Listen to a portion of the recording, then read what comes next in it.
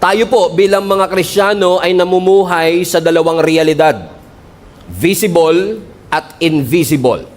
Hindi lahat ng bagay nahahawakan o nakikita natin, pero hindi porket invisible ay hindi na totoo. Lahat ng tao ay dumadaan sa mga visible problem, stress, kasakitan, relationship issue, broken relationship, mga physical, tangible problem, pero hindi porket wala kang nakikitang spiritual influence behind it, ay hindi ibig sabihin na walang may pakana nito. Naniniwala po ko that in most cases, many Christians are actually under attack. Your finances could be under attack. Your marriage could be under attack. Your confidence could be under attack because you could be cold but not confident. Yung ating personal life could be under attack. Ang ating simbahan could be under attack. Ang ating relationship sa isa't isa could be under attack. Ibig sabihin, may mga deeper battle behind the scenes na ang tawag natin dito is spiritual warfare. In most cases, it's not just a bad week. You are under attack. In most cases, you are not just going through a hard season. You are in a war. And I'm telling you this because I can feel in my spirit that for the past few weeks, I'm on a spiritual warfare. I believe that I am spiritually under attack. And because you can feel it in your spirit that what you are going through is not just an ordinary emotional, mental, or physical problem. There's something going on, and many Christians, especially the Bible reading ones, knows na there is something in me, I can feel it, na hindi ito basta physical, kundi meron itong spiritual influence. Because as a Christian, ang gusto ng kaaway, wasakin ang inyong pagsasama bilang mag-asawa. Satan wants to destroy the ministry and the church. Satan wants to drown your dreams with your doubt. Na hindi ka maniwala that you got what it takes. Gusto ni Satan na matempt ka na mag-settle for less. Matempt ka na magmadali. Na i-distort ang iyong identity at i-delay ang iyong pagsunod. Lahat ng yan ay assault ni Satan sa mga magagandang bagay na gustong iparanas ng Panginoon sa iyo. Pero meron akong magandang balita sa inyo. You are under attack for a reason. Ibig sabihin, hindi aatakihin ni Satan yung hindi threat. Now, sometimes we feel that Satan is a threat. But the fact that Satan is attacking you is a proof that you are a threat to him. That Satan is threatened by you. That Satan is not a threat, in fact, threatened siya sa'yo. Because Satan is after your testimony, Satan is after your calling. Come on, somebody. Amen? So this is not just a personal battle. He is after your territory. He is after your calling. He is after your testimony. Sabi siguro ni Satan, hanggat bata pa tong taong ito, wasakin na natin ang testimony niya. Kasi pag marunong na yan magbasa ng Bible, mahihirapan na tayo sa kanya. Why? So hanggat maaga pa, gusto ni Satan na wasakin ang iyong pagtawag, wasakin ang iyong testimony because he is after your calling. He is after your destiny. He is after your testimony. Kaya nga marirealize natin na mas matindi ang anointing, mas matindi ang struggle. The greater the anointing, the greater the battle. Yun nga lang minsan, pag dumadaan po tayo sa mga pagsubok ng ating buhay, minsan talaga parang mas nakafocus ka na doon sa sakit kesa sa point. Most cases, we see the pain but we don't see the point. Lahat, okay. Ang pain, ayaw natin kung walang purpose. It doesn't make sense to us. Right? But sometimes God wants you to go through, God will allow you to go through the pain. But you are in pain for a reason. There is a purpose for your pain. Lahat ng dumadaan sa purpose, masasaktan. Pero lahat ng sakit, meron din purpose. Amen? Sometimes you don't see it yet. You cannot comprehend it yet. Because you're so focused on the pain. Ang sakit, na broken heart ako. Ang sakit, nalugi ang aming negosyo. Ang sakit, natanggal ako sa trabaho. We're so focused on the pain, we don't see the point. You are in pain for a reason. And when you realize that you are in pain for a reason, sasabihin mo kay Lord, sige na nga Lord, kung may rason to, sige pa, saktan mo na ako Lord. Hindi lang natin gusto ang pain pag walang rason. Pero kapag ang pain may rason, come on now, willing tayong tiisin yung sakit. para sa purpose. Okay? Kaya yung mga magulang, kahit alam nilang masasaktan yung anak nila, pag in-injectionan yung anak nila, umiiyak yung anak nila, pumapalag yung anak nila, pero nanay pa mismo magsasabi sa doktor, Dok, injectionan mo yan. Kasi yung pain na yan, may purpose yan. So once you see the point of the pain, you will start to realize, meron palang rason ng Panginoon kung bakit niya ako inalaw dito. Kaya nga sabi ng Ephesians chapter 6, verse 12, for our struggle is not against flesh and blood. Ano sinasabi po ni Apostle Paul? Yung mga struggle na pinagdadaanan natin, hindi yan fleshly. Yung mga struggle natin is not flesh, is not blood, meaning it is against the rulers, authorities, and principalities of the powers of this dark world. Ibig sabihin, may spiritual force na kalaban ang mga Kristiyano. Ibig sabihin, yung battle natin, invisible, at yung battle, intense. So, hindi porket hindi mo nakikita, hindi siya totoo. Okay. Naalala niyo po si Jesus Christ? Kasama ang kanyang mga disciple, nung tumatawid po sila ng Sea of Galilee. It happened many times, pero usually pag tumatawid sila ng Sea of Galilee, nakakaranas sila ng bagyo. Now, let me take you to Mark. Ang sabi ng scripture, habang nasa gitna yung barko o yung bangka ng Sea of Galilee, watch this. Ang sabi ng scripture, a great wind arose. So dahil daw po dumaan sila sa matinding bagyo, nakita nyo na yung wave, okay? Dumating sila sa matinding bagyo, meron daw pong hangin na nag-arise. Okay? Pagkatapos na yung hangin ay nag-arise, yung hangin nagdulot ng waves. Okay? Now, yung waves humampas sa bangka. Yung waves tinulak yung tubig para mapunta sa loob ng bangka. Okay. So, may wind, may waves, may paghampas sa bangka. Gets? Yung wind, invisible. Hindi mo nakikita, naaamoy mo minsan. Okay? Okay?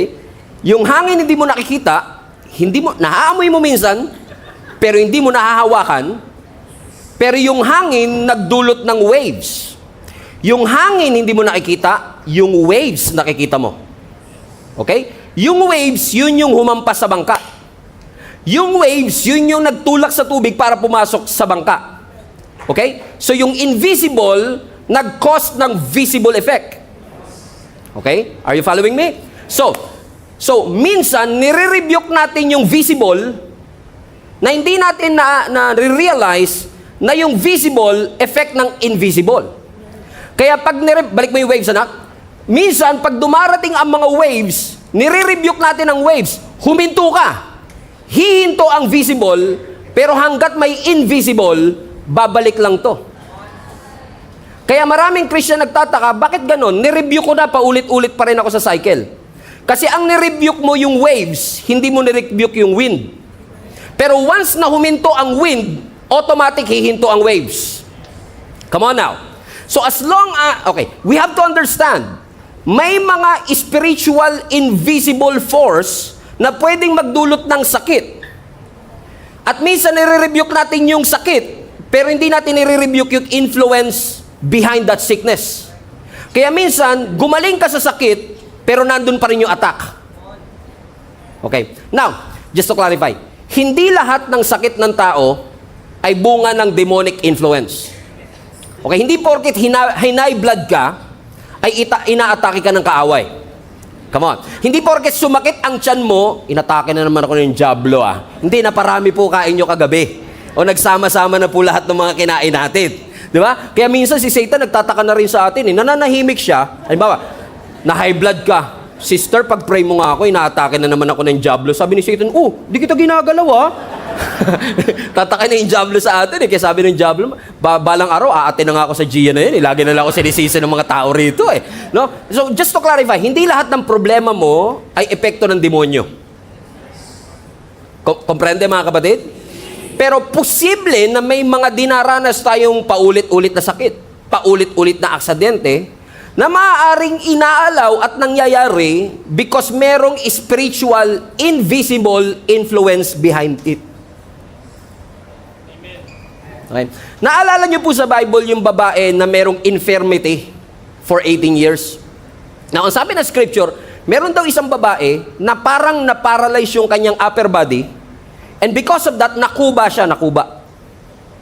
Okay? Hindi siya maka-straighten up, and for 18 years, how many years? 18 years, laging puro lapag lang nakikita niya. Puro sapatos, puro alikabok, puro lupa, until na-meet niya si Jesus Christ. Kasi pag na-meet mo ang ating Panginoon, hindi na lang lupa makikita mo na pati langit. Hallelujah. Hallelujah. Come on now.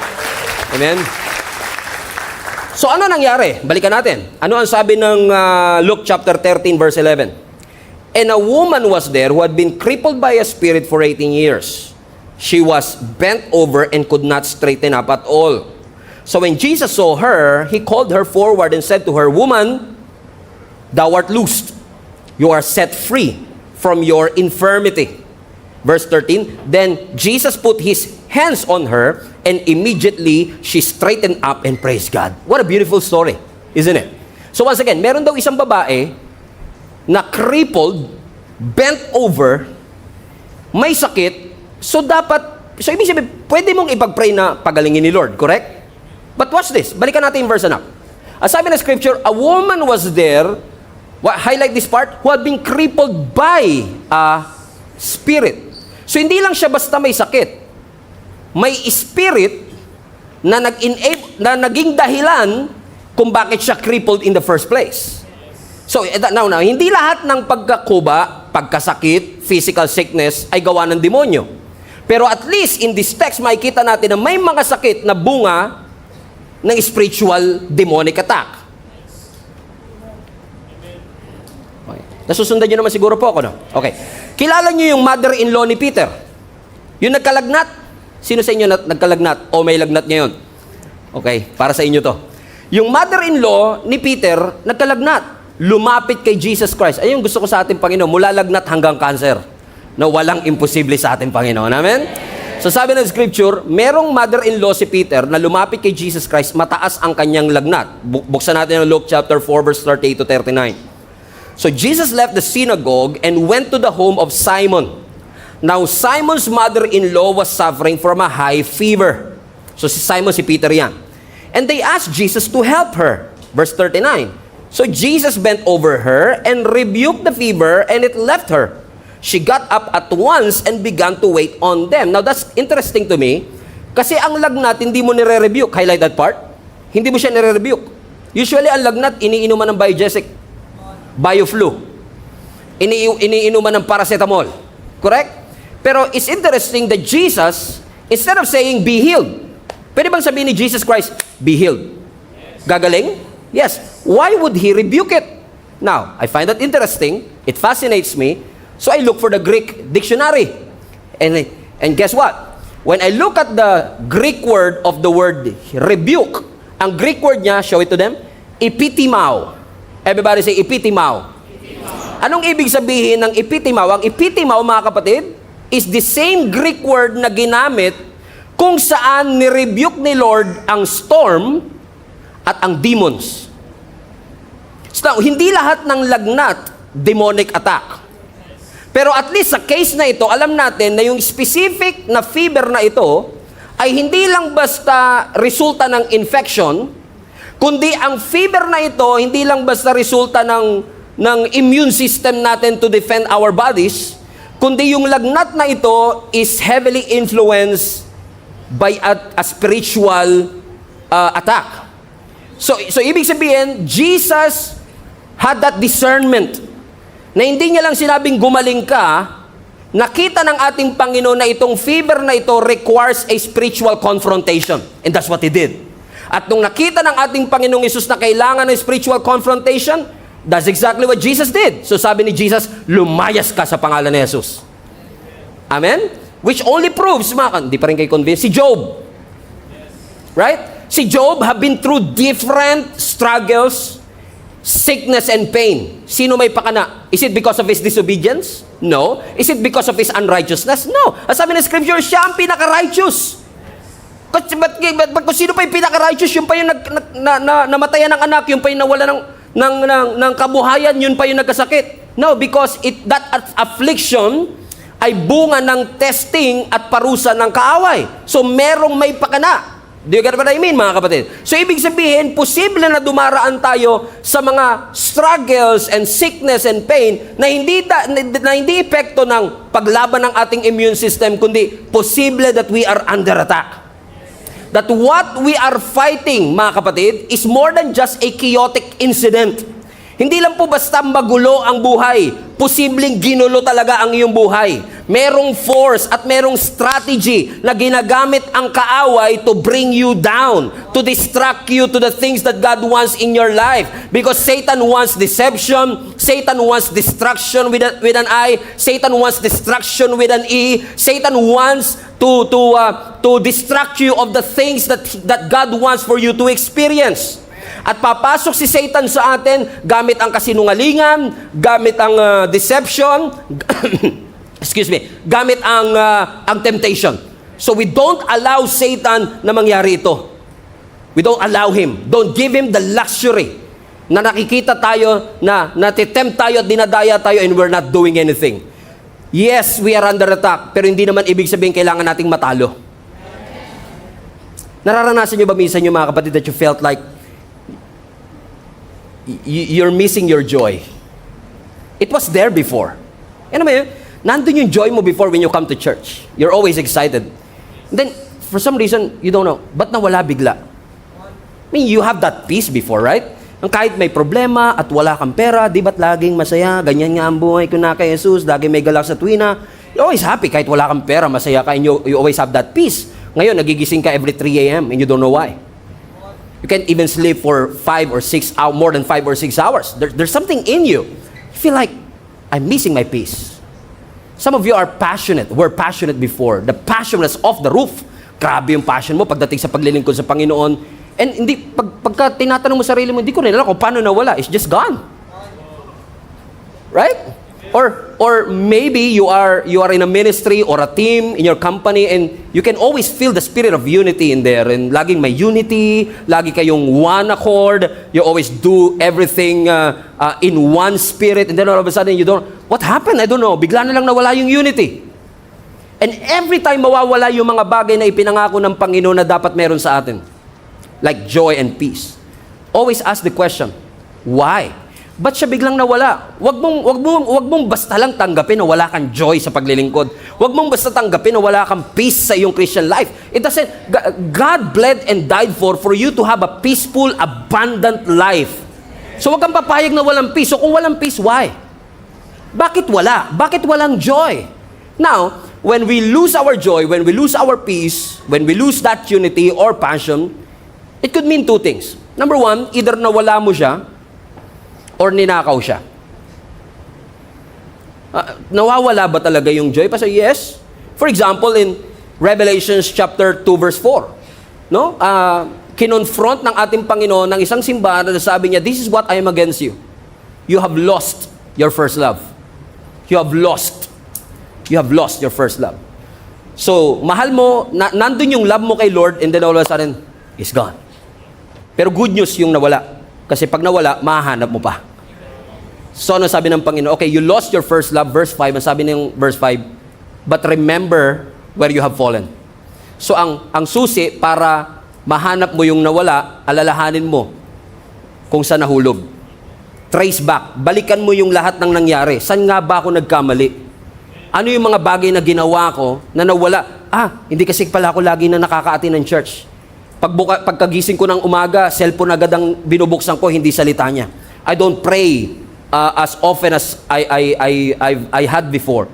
So, when you trace it back, nakikita mo, kaya siya namula because of my negligence and laziness. Kaya sabi ng Panginoon, you can trace it back. You will remember. Alalahanin mo kung saan mo siya nahulog. Paano kung hindi nawala? Paano kung ninakaw? Now, yan, pag ninakaw na, kahit anong alala mo, wala na yan, hindi mo na mababalik. Nawala na siya eh. Correct?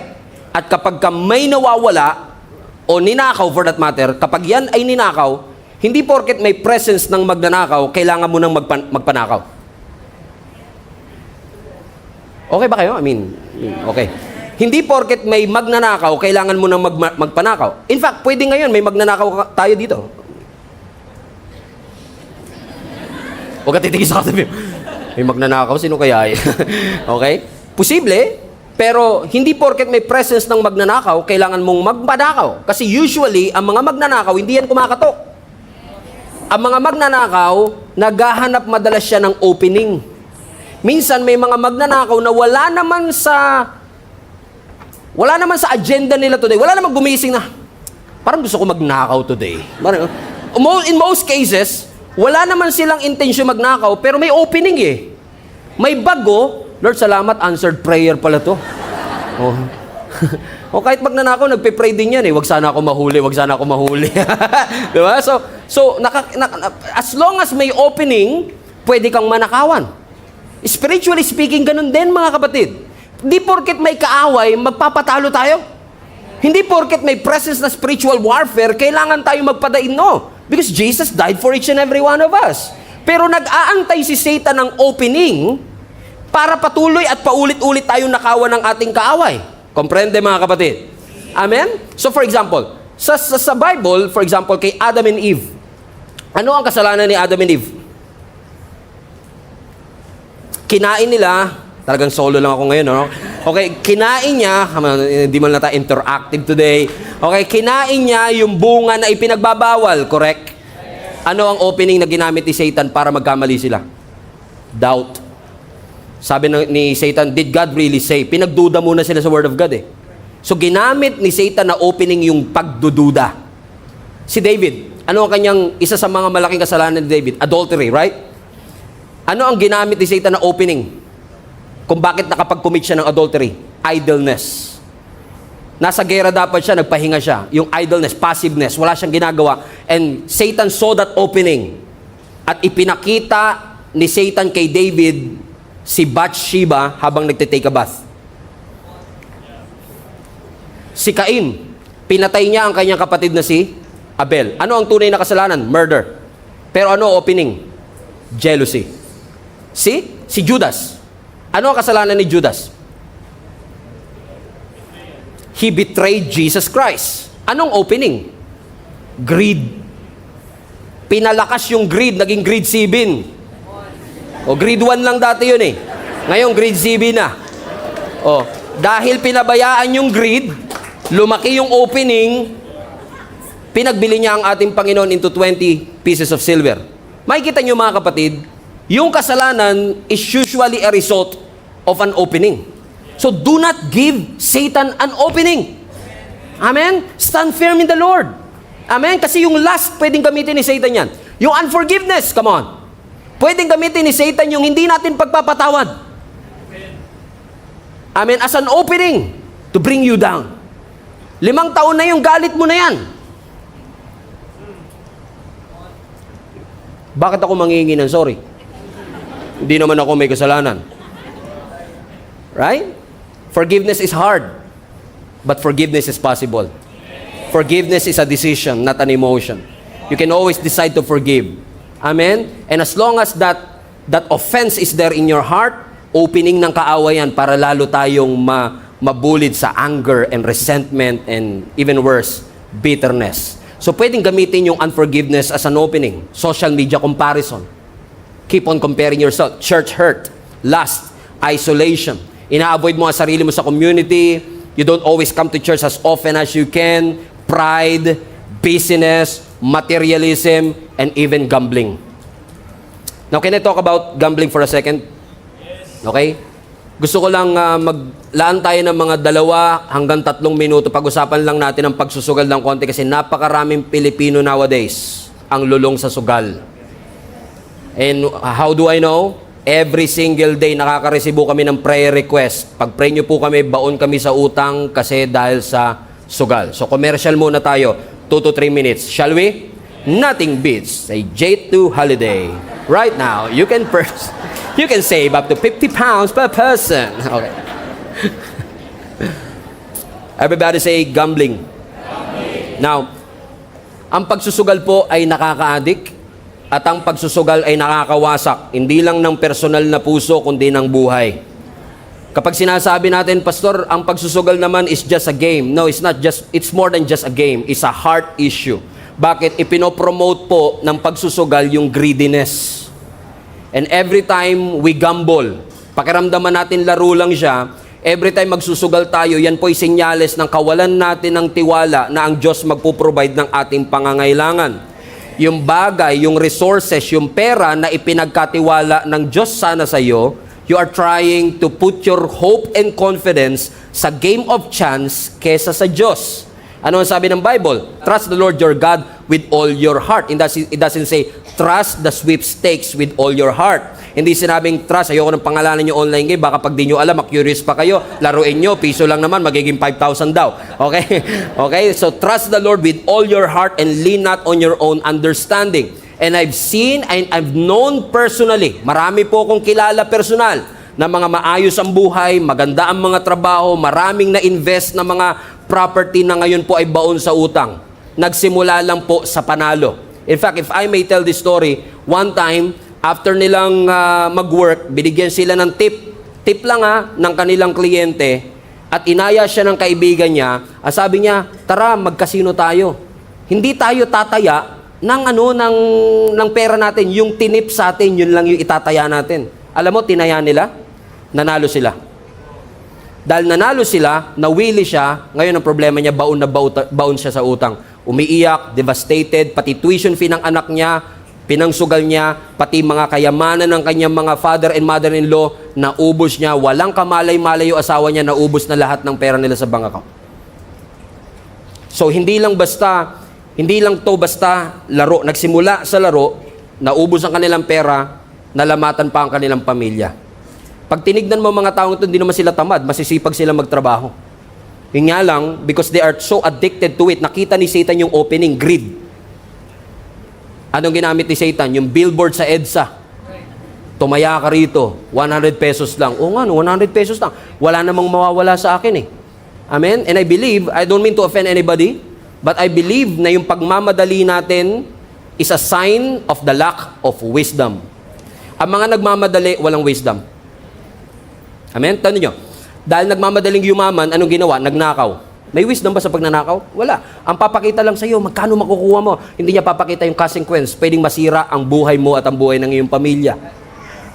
Amen? Sa pagmamadaling yumaman, anong gagawin ng iba? Taya tayo sa loto. Kaya sabi ko nga sa inyo, pag nakita ko kayong tumataya sa loto, guys. Ibig sabihin, tanungin nyo rin, ba't nandun ako? Magkasama tayo. Oh, 'di ba? Tataya, anong papakita sa atin ng media? Oh, may nanalo 125 million. Inspire ka, nanalo 125 million. Pero hindi papakita ng media yung milyong-milyong taong tumaya pero talo.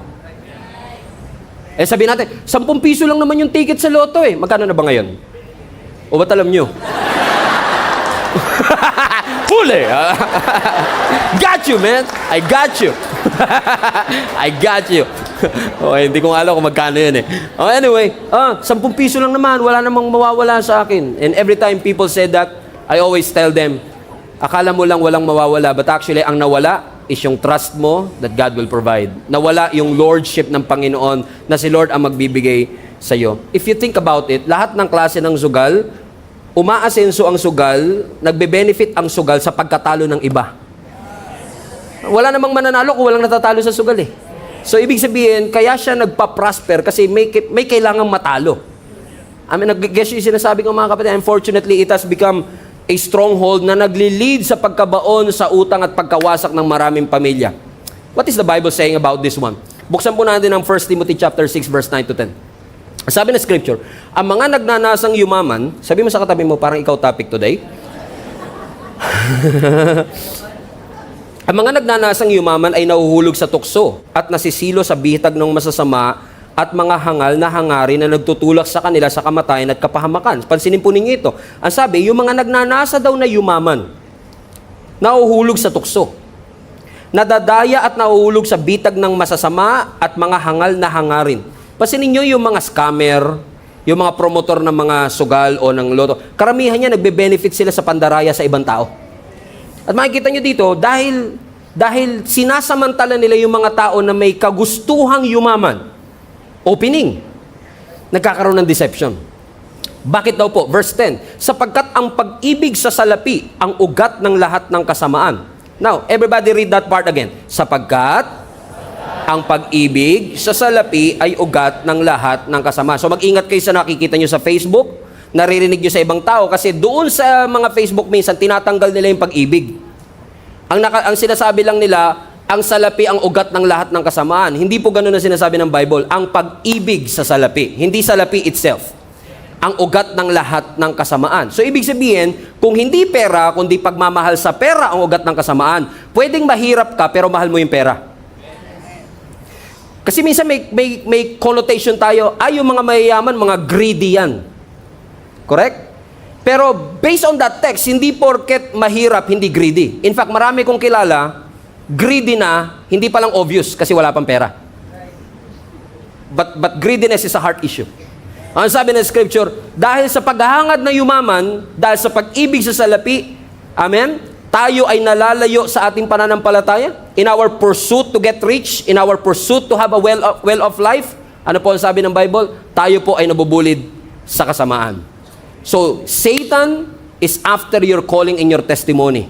And if it means na yung greediness ang maging opening nito, amen, or pornography ang maging opening nito, Satan will do everything to bring you down. But God is good. Amen? The commercial is over. Thank God. Mahirap na tayo ay inaatake ng kaaway. It's challenging for us sometimes to really fight that battle. But we thank the Lord. Matindi man ang atake, may matinding kapangyarihan din naman ay pinagkatiwala ang Panginoon sa atin. Ano po ang sabi ng Ephesians chapter 6 verse 10? Finally, be strong in the Lord and in His mighty power. Hallelujah!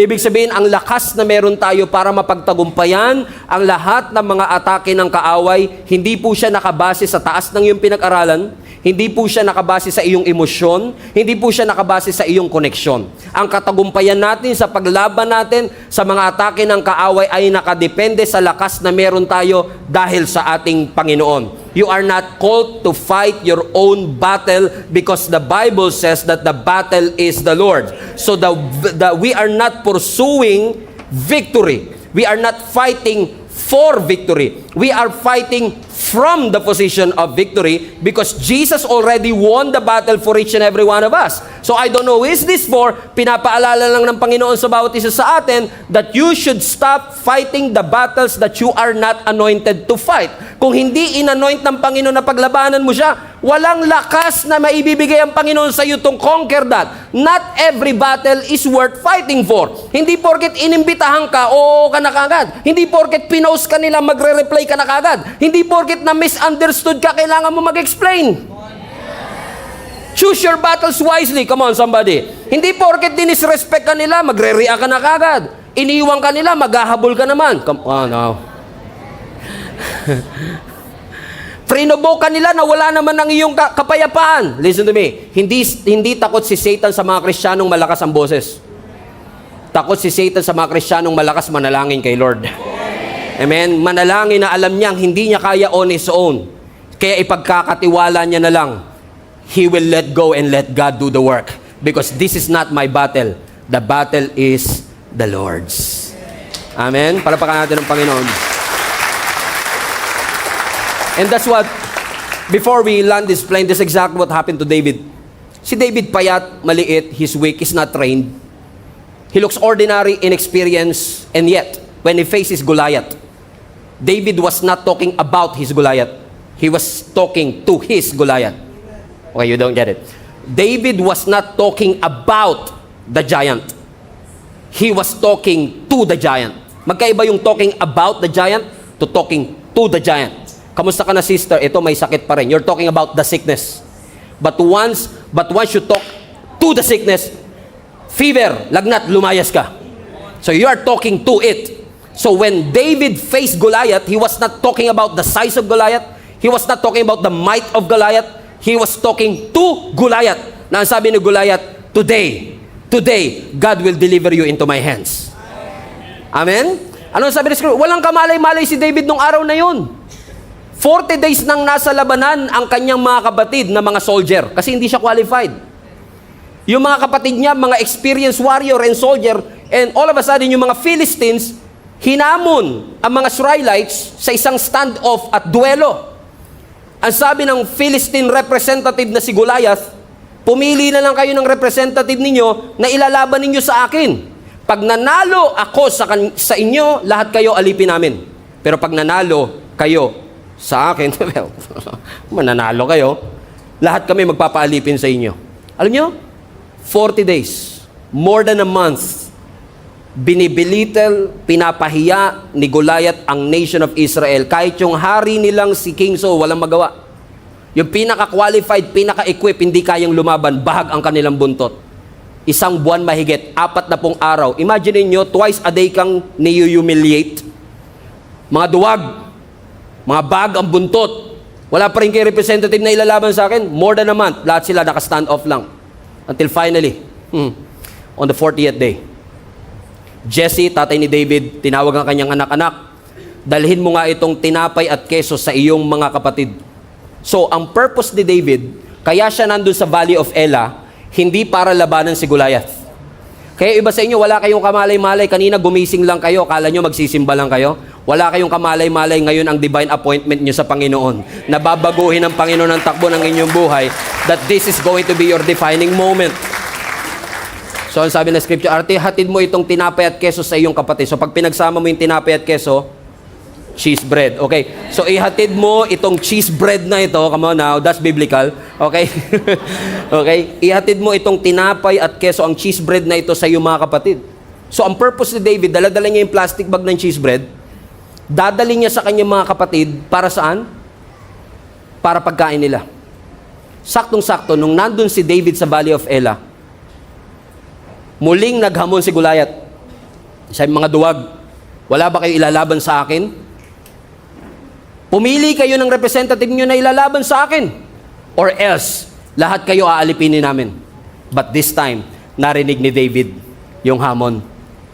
Nung narinig ni David yung hamon, sabi niya sa isang soldier, "Who is this uncircumcised Philistine that is mocking the armies of the living God? I will fight him."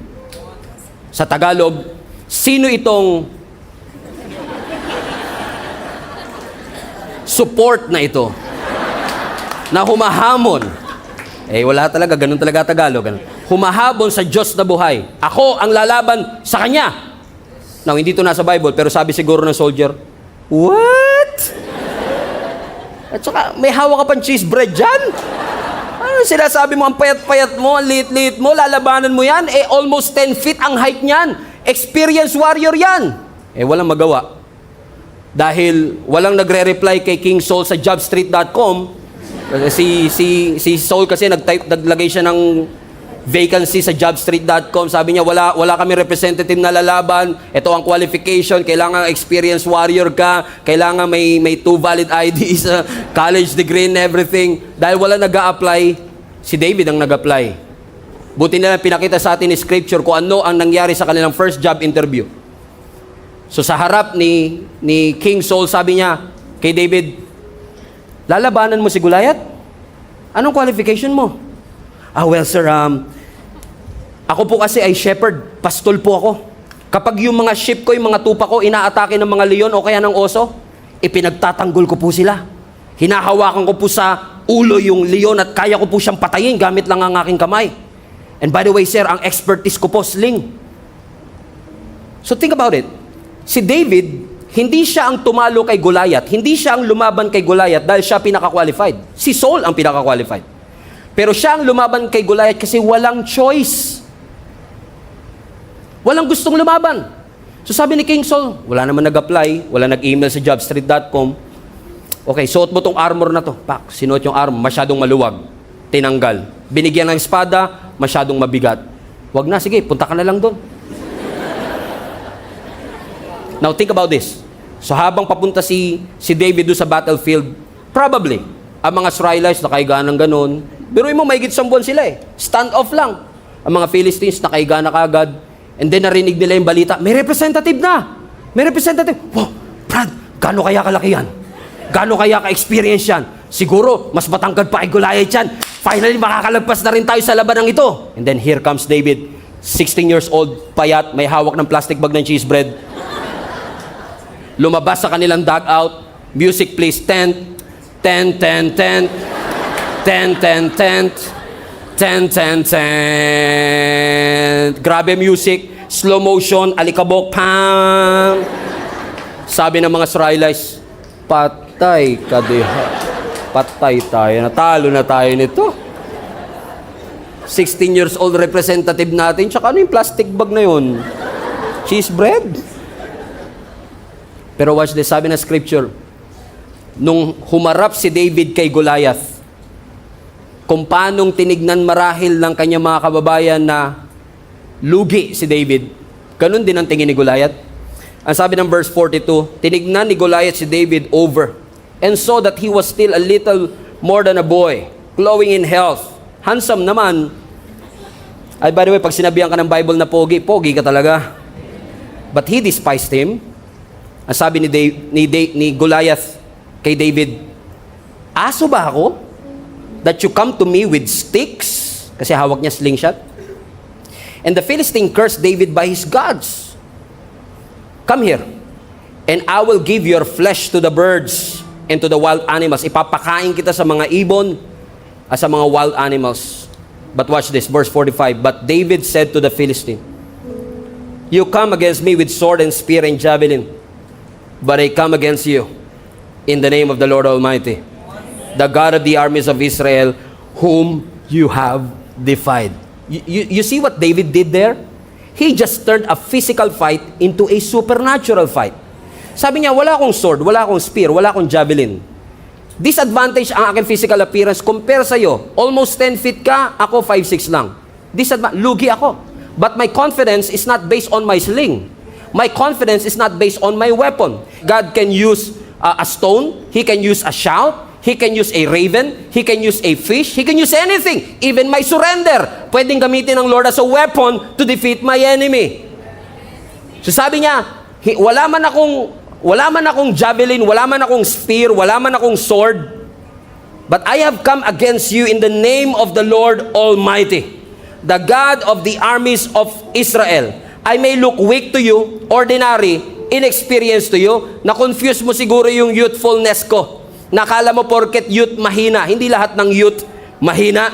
David may be young in age, but he is old in his faith. So when this Goliath is trying to intimidate him, ang sabi ng verse 47, all those who gathered here will know that this is not by sword or spear that the Lord saves. Hindi ako niligtas ng Panginoon gamit ang sword. Hindi niya ako dinigtas gamit ang spear. Hindi kailangan ng Lord ng conventional weapon para manalo, for the battle is the Lord's.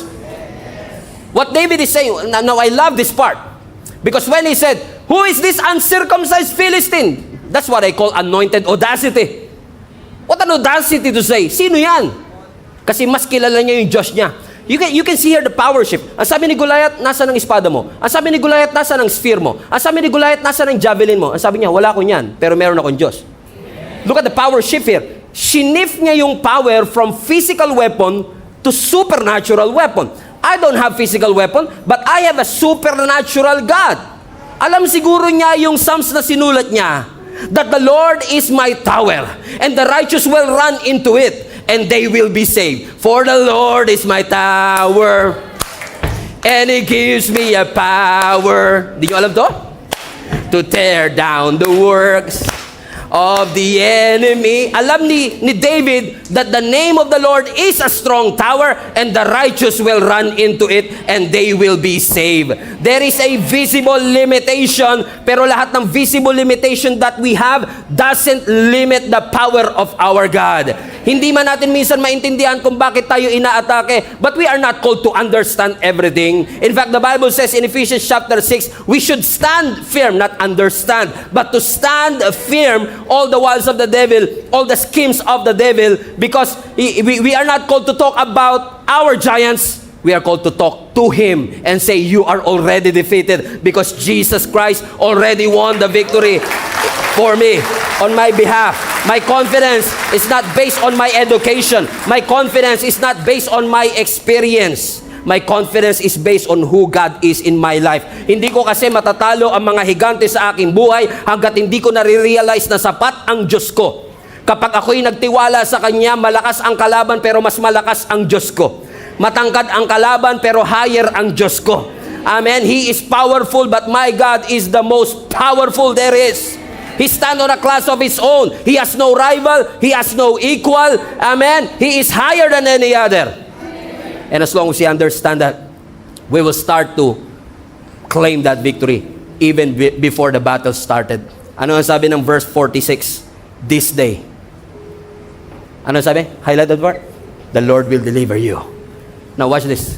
Sinabi ni David to, hindi pa siya nagsisimulang lumaban. Prophecy na kagad. Sabi mo, papakain mo ako sa mga ibon at sa mga wild animals. Well, this day. The Lord will, this day, not someday, not next day, this day. The audacity, man. The audacity. Amen. This day, God will deliver you into my hands. He speak about the future even before the battle started because He knows who He is and He knows who God is. If you know who you are and whose you are, you don't have to be afraid. You don't have to doubt. You don't have to be fearful. Even when you walk through the valley of the shadow of death, you will not be afraid, for God is with you. He is your deliverer, your portion, your refuge, your strength, your healer, deliverer. Hallelujah. He is altogether lovely, altogether worthy. He's worthy of all our praise. So my friends and family, if you are going through a battle, if you're going through a season na mahirap, always remind yourself, my God is with me. He goes before me, He goes after me, and He is with me. I'm surrounded by His grace. I'm surrounded by His promise. And kahit na gaano kalakas ang aking kaaway, if God is for me, it doesn't matter who is against me. Your God is all-powerful, all-worthy. He's filled with grace and mercy. And the moment that you recognize that your God is enough, He is enough to defeat that enemy. He is enough to heal that sickness. He is enough to bring